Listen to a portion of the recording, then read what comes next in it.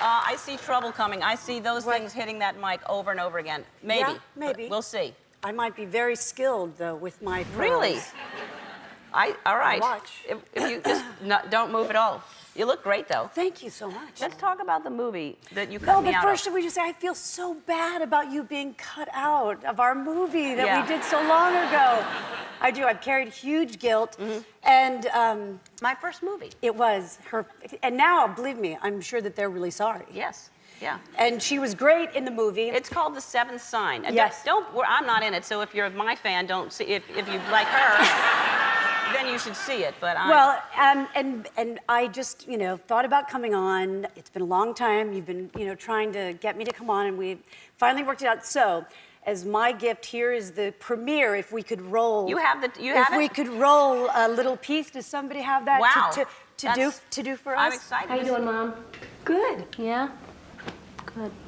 So what did the doctor say? Everything's fine. What did the doctor say? She said I'm doing pretty good. Pretty good. You should be great. You have a baby, a little. You see, now, if I could find somebody halfway decent to knock me up, I would have a thing like that. I would have that with that. That would be here. Rounded thing right there.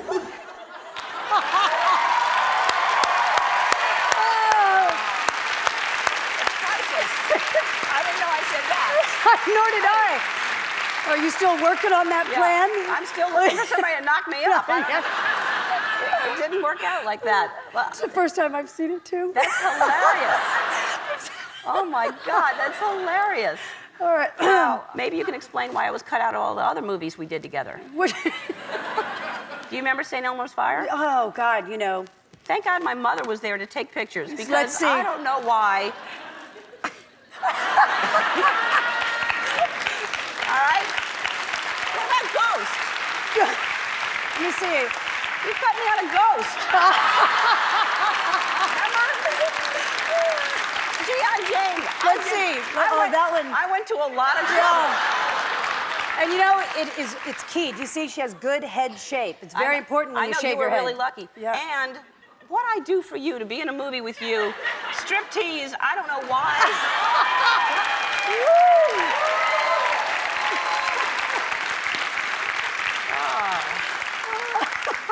I've forgiven you.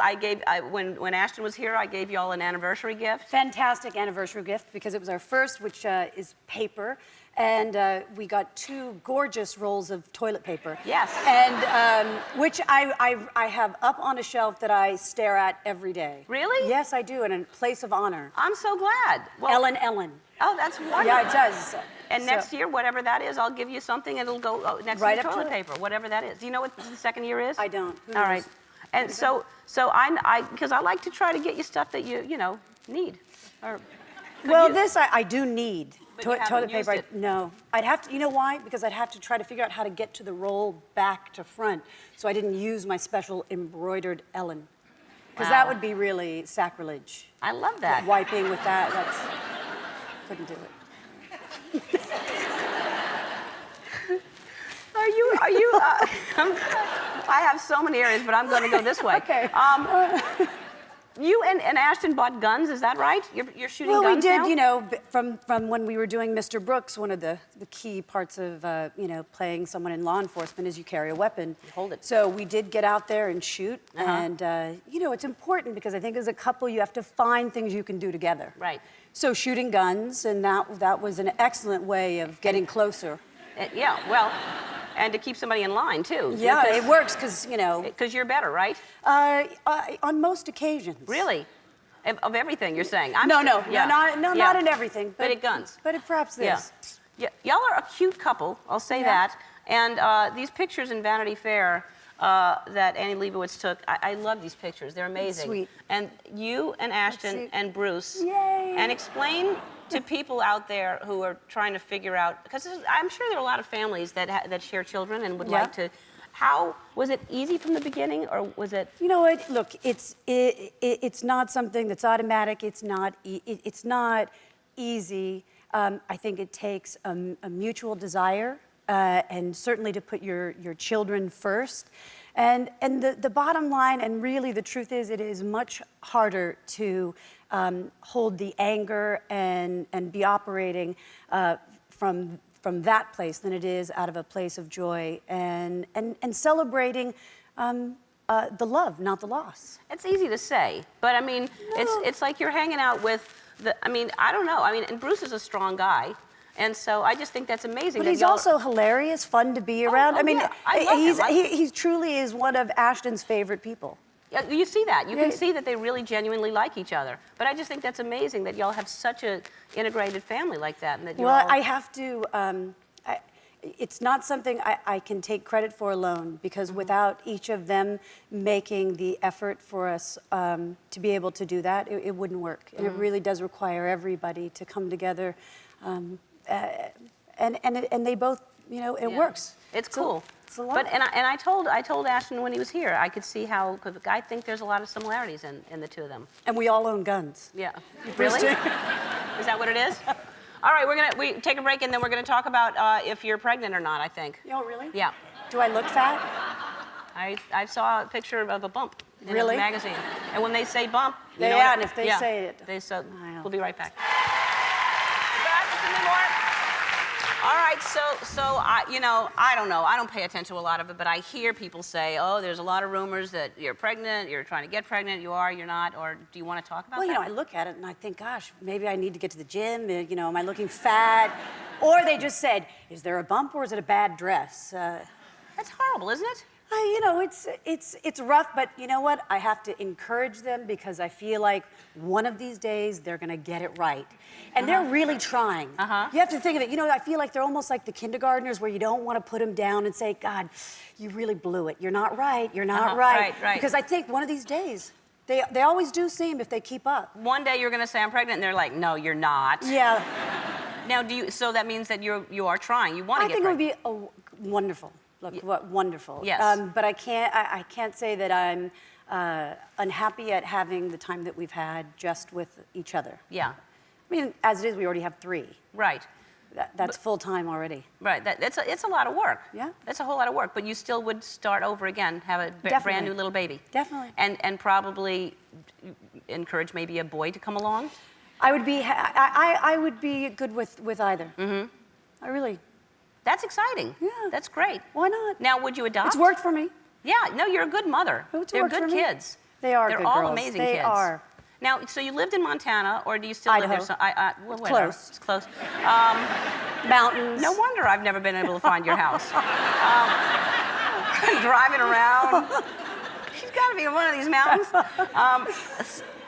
But you live there and here. Yep. And how are the kids with like tabloids and all that stuff? I think in a certain way they've grown up with it. I think it's becoming focused on them directly. It's sometimes difficult. It's difficult to have every little thing you do criticized. It's difficult for us, let alone to be a kid. But one of the things that we made a rule a while ago is we don't allow them in the house. We don't allow any of the tabloids. The kids? Yeah. Sometimes the kids. We leave them outside with smart. the dogs, That's smart.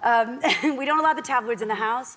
And then, of course, it's like not letting them have candy. So they get to the hair salon or the nail salon. It's like crack. Yeah. They're looking through. God, can you believe? You never look at it? I don't.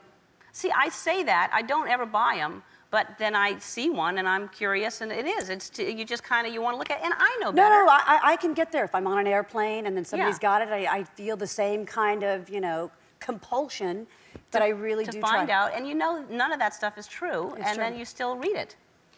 Well, hopefully there's some nice pictures. Mm-hmm. Yeah, that's what it is more. We just want to see pictures. That's what it is, right? Yeah, but now they're trying to get pictures of you picking your nose, picking your butt, They're just like Come us. on. Yeah. Those things, they're just like us. It's insane. The bathroom, though, is really where I've kind of, called the limit. You go to the bathroom, hey, can I get your picture? You got the camera phone. Oh, has that happened? Yeah. I've had people. Or can I shake your hand? Can you get a picture? I said, Right. Can I wash? Yeah, I've had people pass stuff under the door for an autograph, actually. I'm in the That's stall. polite, though. That's at least polite. I know, they didn't just open the door and hand it to me. Yes, that's polite. So rumor, when I was doing the work on this today, the producing, I was like, this is crazy that rumor is 18, is that right? 18. God, 18 and a half. I can remember when she was a little tiny baby in the trailer when I went to go see her. I can't believe. You used to say, has she said her first words? Ellen? Yeah. Ellen. That's what I was trying to teach her first. Ellen. She did. That was one of her first words, though. It's a shame. You know. But she's really. I can't believe. And what's she into now? What does she want to do?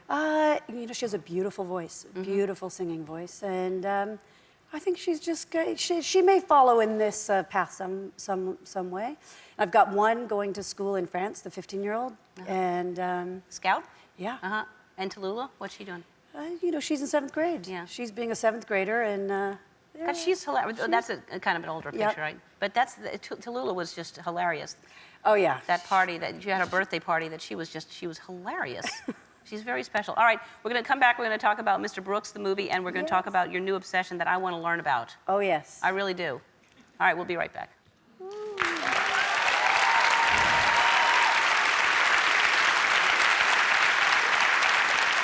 That's Demi Moore and Mr. Brooks with Kevin Costner and William Hurt and Dane Cook. And Dane Cook. It's a great cast, and it's a very Well, it's a really, really, it's a very creepy film, really terrifying, because I think, well, one, just the idea of Kevin Costner playing the serial killer, who's also the man of the year, upstanding citizen of his community.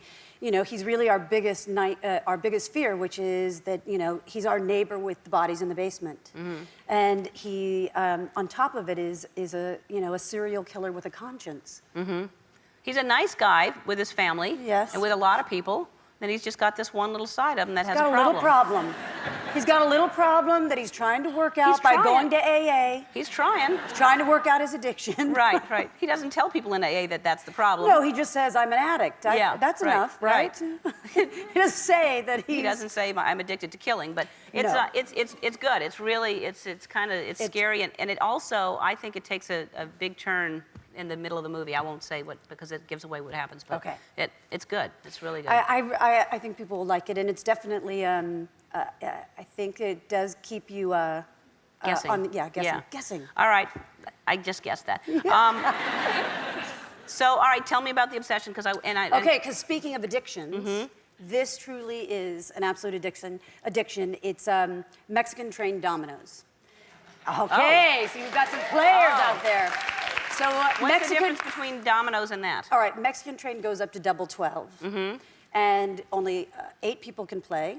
And it's basically a numbers matching game, but it requires a lot of strategy. And this is one area where I can say unequivocally, Ashton is the absolute best. Really? He kills us all. I would say 99% of the games we play, he wins because it's very mathematical. So he sits there in that annoying fashion counting. But somehow, even when he's losing, wins. And did you learn at the same time? We learned at the same time. That has had no relevance. Wow. To my skill. And we played by the Salma Hayek rules. And so What is that? They're just whatever she says. Oh, I see. Well, she's Mexican. She taught us the game, Right. her rules. What if someone owned a train? That's in the title also. Yes, Could Mexican train. Yes. So you get a train, and well, as a matter of fact, I have one for you to have a little practice. Really? Yes. I'm so excited. It's the in-between set until we can get one monogrammed for you to give back with the Ellen, like my toilet paper. I would like that. Thank you. But I like the game. I'm interested. I'm going to learn how to play it, and then I would But like it's to an absolute addiction. We'll bring you over. Okay, thank you. All right. All right. Mr. Brooks is in theaters everywhere. It's on June 1st, and we're going to be right back with Maroon 5.